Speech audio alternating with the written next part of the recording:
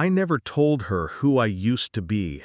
To her, I was just another dirt farmer, mud on my boots, sweat on my brow, the smell of diesel and hay stitched into my skin. She loved the idea of a simple man with a simple life, and I played my part well. She never knew the man who wired bridges to vanish in fireballs, the man who planted charges in enemy bunkers, the man who survived only by being more patient, more ruthless than the wolves hunting him. But secrets rot, even if you bury them deep.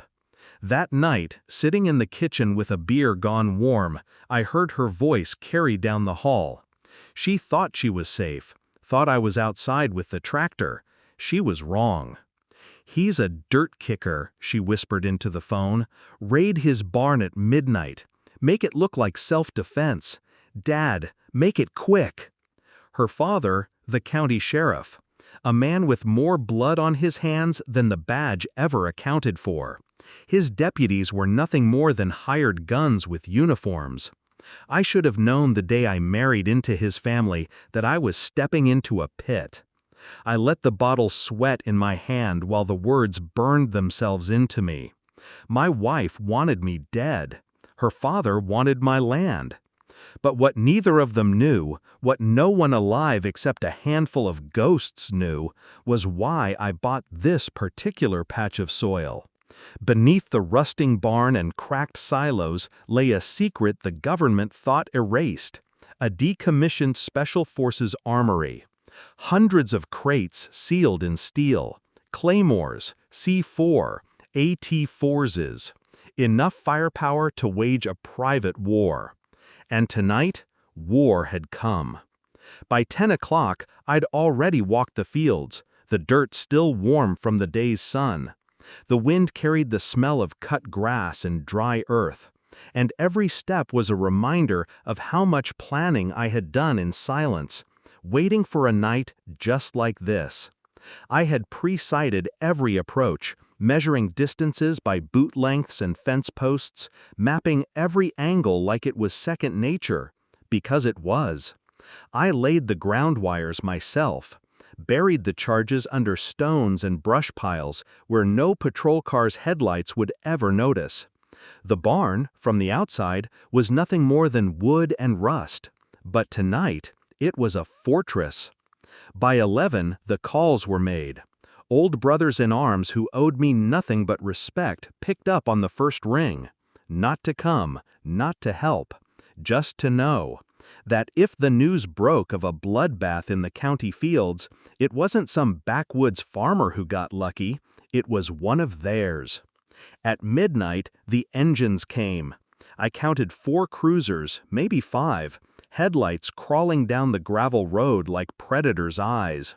Radios crackled, laughter carried on the wind. These men thought they were wolves circling a crippled deer. They didn't see the traps beneath their paws. The first cruiser cut across the ditch. That was their mistake.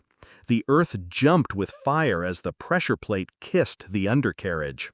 Steel shrieked, glass burst, and the car folded in half before it hit the ground.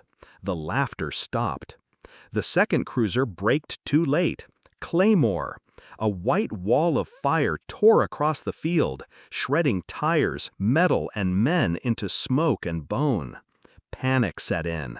I heard it in their voices, barking orders through static, trying to form a line in the dark. They were good at bullying drunks, beating handcuffed suspects. They weren't soldiers. From the loft of the barn, I set the scope against my eye. The night painted itself in green through the NVG. Men scrambling, deputies fumbling with shotguns, with rifles. Some ran for cover, others froze, their instincts broken. I picked the loudest first, the one screaming into the radio for backup. One squeeze, and the field silenced him. The rest was patience, breathing in rhythm, letting them step exactly where I wanted them to step. Mines I'd buried years before were no longer relics, they were teeth.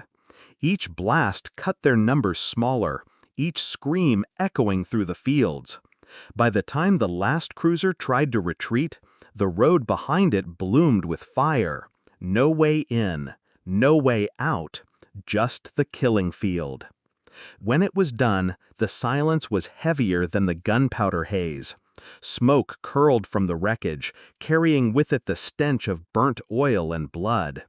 I walked down the slope, boots crunching over brass and gravel.